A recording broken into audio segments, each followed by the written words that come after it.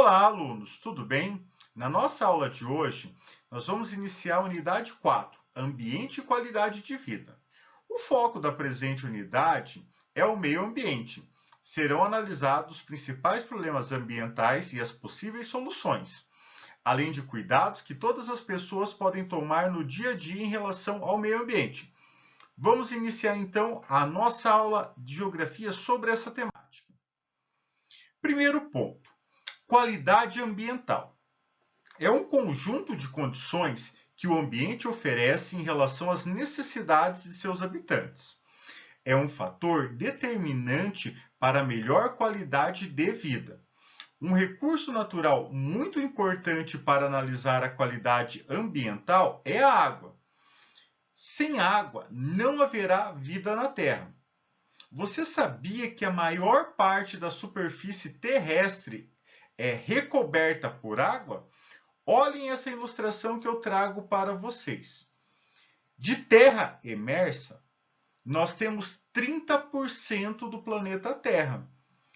Água doce, oceano e mares, 70%, conforme eu estou mostrando aqui nessa imagem para vocês. Então, assim, sem água não é possível ter vida na Terra. Pensando então na água, nós entramos aqui no ciclo da água. A água percorre um caminho na natureza e esse caminho é chamado de ciclo da água ou ciclo hidrológico, igual eu trago nessa ilustração para vocês. Bom, vamos aqui, eu vou destacar o primeiro ponto. O primeiro ponto é a evaporação. A água da superfície terrestre, dos mares, oceanos, rios, lagoas, transforma-se em vapor de água. Daí nós temos o segundo ponto. Vamos aqui também, aqui o ponto 1, que é a condensação. O vapor da água forma as nuvens, conforme vocês podem observar aqui. No terceiro ponto, nós temos a precipitação. As gotículas de água que se agruparam nas nuvens caem em forma de chuva, conforme vocês podem observar aqui na imagem, e também essa imagem está no presente livro de vocês para visualização. Nós temos o ponto 4, que eu quero que vocês observem aqui, que é o escoamento, ou seja, a água cai pela precipitação, desce pela superfície, rios e vai para os lençóis subterrâneos. E por último, nós temos o ponto 5, que é a respiração e transpiração. Os animais e as plantas fornecem água em forma de vapor para a atmosfera. Então, o que eu trago aqui para vocês é toda a representação do ciclo da água. E isso demonstra muito a sua importância. De toda a água que existe na Terra, 97% corresponde à água salgada e somente 3% água doce. Apenas 1% da água da superfície terrestre está disponível para o consumo humano. A água potável é um atributo da boa qualidade ambiental. Veja nas ilustrações que eu trago aqui para vocês como que está distribuído essa questão das águas doces e da água salgada. Então aqui, em relação da água doce e salgada, ou seja, água doce nós temos apenas 3% e água salgada 97%. Bom, pensando um pouco no nosso planeta Terra, aonde que nós encontramos essa água salgada? Vocês sabem? É no oceano e nos mares. Já a água doce, nós vamos tê-las nos rios, nas lagoas, geleiras, lençóis freáticos e na atmosfera. Então, essa é a fonte disponível da água doce no nosso planeta Terra. Um outro ponto que eu gostaria de trazer com vocês é a questão dos problemas ambientais. A água é um recurso natural essencial para os seres vivos. No entanto, grande parte das águas da superfície do planeta Terra está poluída e as águas subterrâneas estão correndo o mesmo perigo. Essa poluição vem do acúmulo de lixo, do lançamento irregular de esgoto, tanto doméstico como industrial, do garimpo, do uso de produtos químicos na mineração, na indústria e nas lavouras, entre outros que eu poderia estar citando aqui. Eu quero que vocês observem nesse mapa do Brasil, a poluição do Rio do ano de 2016, vocês conseguem observar, de acordo com a legenda, aonde está localizado os recursos hídricos poluídos. E isso é uma coisa que preocupa nós, até porque água é sinônimo de vida. Sem água potável não existe vida no planeta Terra. Por isso, esses problemas ambientais são muito sérios e eles afetam aos seres humanos. Uma das principais causas da poluição das águas no mundo todo é o despejo incorreto de efluentes líquidos das casas e das fábricas em rios e mares. Os efluentes líquidos domésticos são todos os resíduos das atividades que realizamos no nosso dia a dia. Assim, os efluentes domésticos correspondem às águas usadas no banho, para lavar a roupa e entre outros usos que nós procedemos. Os efluentes líquidos industriais, por sua vez, correspondem à sobra dos processos das fábricas. Eles têm características próprias de acordo com cada ramo de indústria e podem contaminar as águas e os solos. Para ser devolvido à natureza, cada tipo de efluente tem uma forma correta de ser descartado, que deve obedecer às leis estaduais e municipais, mas nem sempre essa forma de descarte é respeitado, o que vai gerando os problemas ambientais. Uma outra informação que eu trago aqui para vocês, para a nossa análise, o acesso ao esgoto coletado e tratado nas regiões brasileiras. Então, nós temos aqui a região norte, pouco mais de 15% tem acesso ao esgoto tratado. Esse é um dado do ano de 2017, então nós temos uma defasagem de 3 anos. Mas isso já faz uma análise bem interessante. O Nordeste, pouco mais de 30%, o Centro-Oeste, 50%, o Sudoeste, quase 50%, o Sul, que é o local aonde que nós moramos, ou seja, o Sul que é composto pelo Paraná, Santa Catarina e Rio Grande do Sul, pouco mais de 40%, e no Brasil como um todo, 50%. Então, esses dados são interessantes para perceber a porcentagem do esgoto tratado em nosso país, ou seja, aquilo que é devolvido para o meio ambiente, para evitar a contaminação. O trecho que eu trago para vocês fala sobre uma forma muito perigosa de contaminação dos mares, a maré negra. Acompanhem a leitura. A poluição do petróleo e seus derivados em ambientes marinhos tem sido um dos principais problemas ambientais das últimas décadas. No Brasil, em março de 1975, um acidente rompeu o casco do navio-tanque no Canal Central de Navegação da Baía de Guanabara. Várias praias foram atingidas nas cidades do Rio de Janeiro e de Niterói, tanto no interior da Bahia quanto na costa oceânica. O óleo provocou incêndios em áreas de manguezal e em torno da Bahia, e a contaminação afetou seriamente as comunidades animais da zona entre marés. esse daqui é um elemento que traz o problema também de poluição. Não é água potável, mas também para a vida marinha e também para as pessoas que habitam no litoral.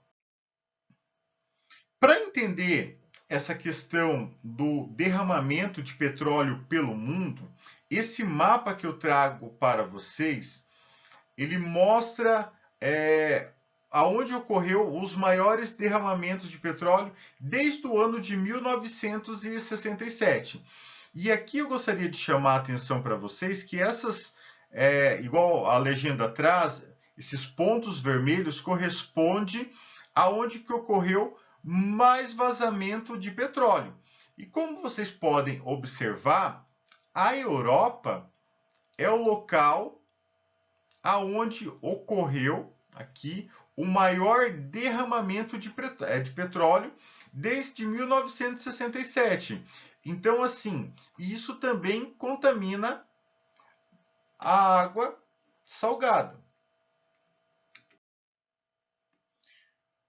Outros problemas ambientais que nós temos também, além da poluição das águas, que colocam em risco a preservação da natureza e o bem-estar da população e também o nosso futuro, nós temos o aquecimento global. Os cientistas têm observado que nos últimos séculos a temperatura mundial aumentou.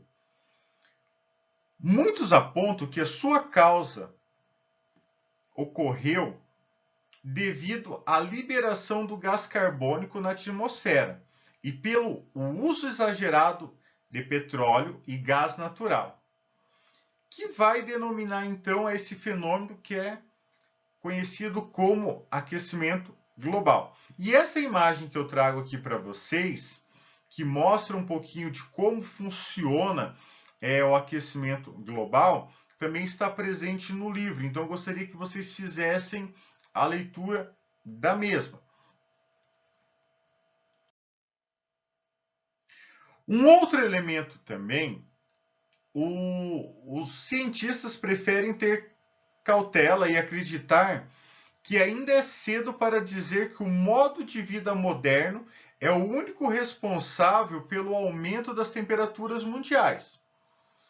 Muitos cientistas afirmam que as alterações nas temperaturas são um fenômeno natural da história do planeta Terra. Na dúvida de tudo isso, se nós estamos impactando diretamente ou isso é característica do próprio planeta, nós temos que buscar a minimizar esses impactos do aquecimento global. Uma melhor forma disso ocorrer é a mudança no nosso cotidiano e também em alguns tipos de hábitos que nós temos. Eu quero que vocês observem, esse é um cartaz sobre o aquecimento global que foi divulgado no ano de 2008. O que será que esse cartaz está alertando para nós? Primeiro, ele demonstra que o urso polar que está se transformando em um urso pardo, que é típico de regiões mais quentes. Então, ele está mostrando uma adaptação do urso polar, que é um urso branco, para um urso pardo. O cartaz quer chamar a atenção para o aumento das temperaturas mundiais e para a perda da biodiversidade. O objetivo desse cartaz aqui que eu trago para vocês é entender de forma crítica esse processo. Por quê? Conforme eu falei anteriormente, uma das causas que podem estar gerando o problema ambiental pode ser o uso do combustível fóssil, como a gasolina e o diesel em carros e ônibus, que liberam o gás carbônico na atmosfera. Como que nós poderíamos, então, estar minimizando essa problemática? Muitos cientistas apontam que nós deveríamos mudar os nossos meios de transportes, ou seja, procurar transportes que sejam ecologicamente corretos, bicicletas, ou evitar de estar andando de carro, procurando utilizar mais transportes públicos. Só algumas sugestões de minimizar esses efeitos, principalmente nas grandes cidades. Mas é sabido também que, devido aos locais de trabalho, ao deslocamento, nem sempre é fácil essa mudança por esses recursos que seriam mais ecologicamente corretos. Eu quero que vocês observem esses dois mapas do Brasil. Eu tenho um mapa, o primeiro, que mostra aqui áreas desmatadas no ano de 2015 e focos de queimada em 2016. Queimadas são enormes incêndios em áreas com vegetação. Elas podem ocorrer espontaneamente ou ser intencionalmente provocadas. As queimadas intencionais são usadas para desmatar rapidamente uma área e preparar o solo para plantações e pastagem. Outro problema ambiental, infelizmente muito frequente no Brasil, é o desmatamento, que é a retirada da vegetação. Esses dois mapas também estão disponíveis no livro de vocês, eu gostaria que vocês observassem, porque tanto as áreas desmatadas como as queimadas, elas geram problemas ambientais. E nesses últimos dias também nós acompanhamos pelo noticiário as queimadas no Pantanal. Isso vai ter um impacto ambiental muito forte também para várias regiões do Brasil, não somente para o Mato Grosso do Sul. Outro ponto que eu trago aqui para vocês, que no mundo moderno, a população mundial consome cada vez mais eletrodomésticos, roupas, comidas, livros, sapatos, brinquedos e outros itens. E qual é o destino de todos esses objetos depois que não são mais utilizados? Eu quero que vocês observem a imagem que cada brasileiro gera aproximadamente 1 quilo de lixo por dia. Em um mês serão mais ou menos 30 quilos, o equivalente ao peso de uma criança de 10 anos. Isso daqui é uma estimativa. Então, assim, se o Brasil tem 208 milhões de habitantes, imagine que todo dia essas pessoas estão produzindo lixo. Então, nós temos que pensar algumas estratégias para reverter esse processo. O que podemos fazer? Primeira coisa, são as diversas e perigosas as formas de poluição. A poluição afeta a vida na Terra e prejudica o ambiente. Nós temos o caso aqui da poluição do solo, causada, entre outros fatores, pela aplicação de produtos químicos nas lavouras e plantações, com o objetivo de aumentar a produtividade. Os aditivos químicos mais comuns são os pesticidas, os solventes e os fertilizantes. Um outro ponto que eu trago também, que é o da poluição do ar, ocorre quando gases tóxicos alcançam a atmosfera. Esses gases podem vir da queimada dos combustíveis dos veículos, das fábricas e entre outras fontes. Nós temos também a poluição sonora. Acontece quando há um excesso de sons e ruídos no ambiente, colocando em risco a audição das pessoas, gerando problema como estresse e cansaço, costuma ocorrer em grandes centros urbanos. Nós temos também a poluição visual, ocorre quando há muitas imagens, cores ou palavras utilizadas em propagandas, cartazes e luminosos. Esse excesso de elementos visuais perturba a compreensão das paisagens, causando desconfortos e estresse. Costuma ser frequentemente nos centros urbanos. Mostrei 4 tipos de poluição. Eu gostaria que vocês refletissem como que nós podemos intervir nesse processo. Já pararam para pensar? Esse é um desafio para o século XXI. Ou seja, cada dia mais a população aumenta e nós temos novos desafios e novos tipos de poluição que temos que pensar para conter para uma qualidade de vida para gerações futuras. Pensando nisso, para que as pessoas possam continuar consumindo os produtos necessários para o seu bem-estar, sem que a natureza seja afetada e destruída, podemos nos inspirar nos 5 R's: reciclar, repensar, reaproveitar, recusar e reduzir. Muita atenção! O primeiro passo para combater o excesso de lixo é o combate ao excesso de consumo. O primeiro R que eu trago aqui para vocês é reduzir a quantidade de produtos que compramos e descartamos. Então, é o primeiro ponto.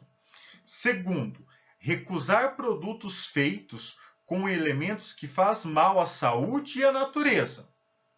O terceiro R, reaproveitar um objeto usado. O quarto R é o repensar a necessidade daquilo que queremos comprar. O quinto é reciclar o lixo, transformando o material já usado em outros produtos. Pensando esses 5 R's, é uma forma de pensar também a nossa atuação para o meio ambiente, ou seja, evitar a produzir mais lixo, mais poluição para o meio ambiente. Chegamos ao fim de mais uma videoaula. Qualquer dúvida, entre em contato e eu aconselho que vocês façam a leitura do livro. Do mais, seria isso na nossa videoaula de hoje e até a próxima. Fiquem bem!